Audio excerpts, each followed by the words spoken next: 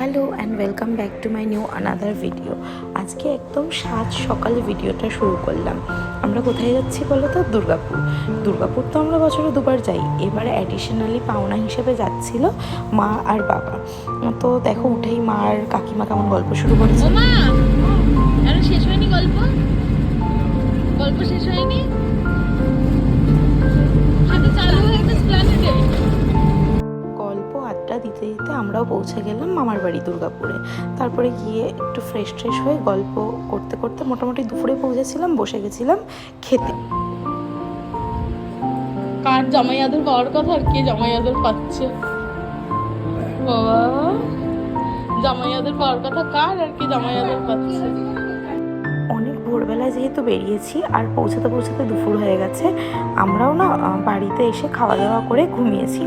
তো ঘুম থেকে উঠে রোহান আমাকে সন্ধ্যেবেলা বললো যে চলো একটু ঘুরে আসি। প্রতিবারই আমরা যখন দুর্গাপুর যাই দুজনে একটু ঘুরতে বেরোই সন্ধ্যেবেলা।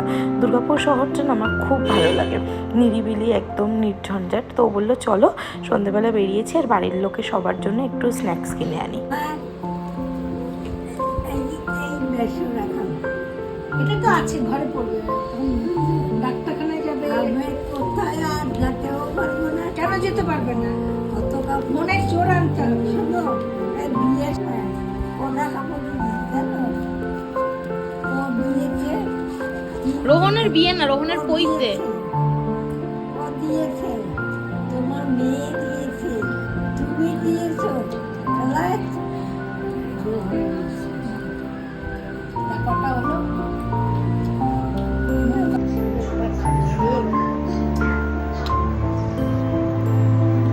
দিদার সাথে আমার সম্পর্কটা না খুব মজাদার।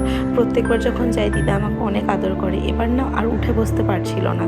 দেখো দিদার সাথে কি মজা করছি আমি, খুব খুনসুটি করি আমরা দুজন। কি খেয়েছো? আর সন্ধ্যাবেলায় কি খেয়েছো? এখন আর কি খেয়েছো? আর কি খেয়েছো? মুড়ি খাবে? কেন? দিদার সাথে একটু টাইম কাটিয়ে আবার আমরা বেরিয়ে পড়লাম সবাই মিলে ঘুরতে। রোহান, আমি, বড় মামা, মা আর বাবা।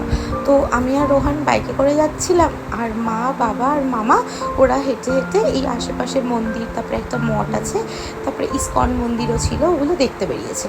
তো গৌরী মঠে যখন পৌঁছানোর পর রোহান আমাকে বলছে যে তুমি বাবা আর মামার সাথে হেঁটে এসো, আমি তোমার মাকে বাইকে করে নিয়ে যাচ্ছি।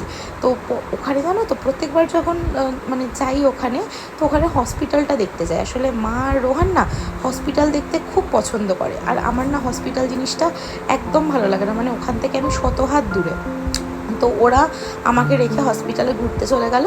তো মামা বলছে যে চল, হসপিটাল তো সামনেই, একটু আমরাও ঘুরে আসি মানে বাইরে এলাকাটা একটু দেখিয়ে নিয়ে আসি। কারণ হচ্ছে দুর্গাপুরের হসপিটালটা না আমাদের কলকাতার হসপিটালের থেকে একটু অন্যরকম, মানে ওখানে গেলে তুমি একটু স্মেল পাবে না। ওটা যেহেতু ডিএসপির হসপিটাল, তো প্রচুর নিট অ্যান্ড ক্লিন, মানে ওখানে চোখ বন্ধ করে যাওয়া যায়।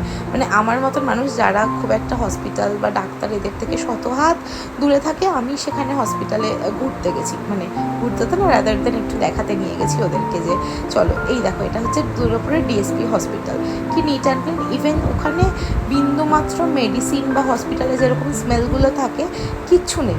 আজকের জন্য ঘোরাঘাটি কমপ্লিট, এবার কালকে বাড়ি ফেরার পালা, তারই প্রস্তুতি। আর এই ফুটেজটা পরের দিন দুপুরবেলার ফুটেজ। জামাইটা কে এই বাড়ির? এবাড়ির জামাইটা কে? আসেনি তো তুমি জামাই আদর পাচ্ছ? দেখতে যাওয়ার পালা চলে এলো। অবশ্যই মামার বাড়ি থেকে চলে যেতে সবার মন খারাপ হয়। লাস্টে মামিকে জড়িয়ে ধরে একটু আদর করে নিলাম। তো চলো যাওয়া যাক। আর জানো তো এবার না দেখলাম কাকিমা খুব কান্নাকাটি করছিল। স্বাভাবিক, বাপের বাড়ি থেকে চলে যাওয়ার সময় মন খারাপ তো সবারই হয়। এই তো আগের মাসে এলাম, তুমি কি ভুলে যাও? আগের মাসেই তো এলাম, আগের মাসে তো এলাম। আমি ভুল করছি না, আমি আগের মাসেই এসেছি। আচ্ছা শোনো, অক্টোবর চলছে, আমি ডিসেম্বরে আসবো। ডিসেম্বরে আসবো, হ্যাঁ, বড়দিনের ছুটিতে। এটা অক্টোবর চলছে, নভেম্বর বলো, তখন অক্টোবর শেষ। সরি নভেম্বর চলছে, হ্যাঁ, ডিসেম্বরে আসবো, শুনেছো? দিদা না কানে একদম শুনতে পায় না, তো ওই জন্য রোহন একটু চিৎকার করে করে দিদাকে বললেন। তো যাই হোক, দিদাকে আশ্বস্ত করা হলো আমরা আবার ডিসেম্বরে যাব। তো এই আমরা বেরিয়ে পড়লাম বাড়ির উদ্দেশ্যে। আর শক্তিগড়ে একটা হল দিয়েছিল বাসটা, সেখান থেকে ল্যাংচা আর মুড়ি মাখা ইজ ম্যান্ডেটরি, সেই সব খেয়ে চলো ভিডিওটা আজকের মতন এখানেই শেষ করছি। দেখা হচ্ছে আবার পরের ভিডিওতে, ততক্ষণের জন্য স্টে টিউন টু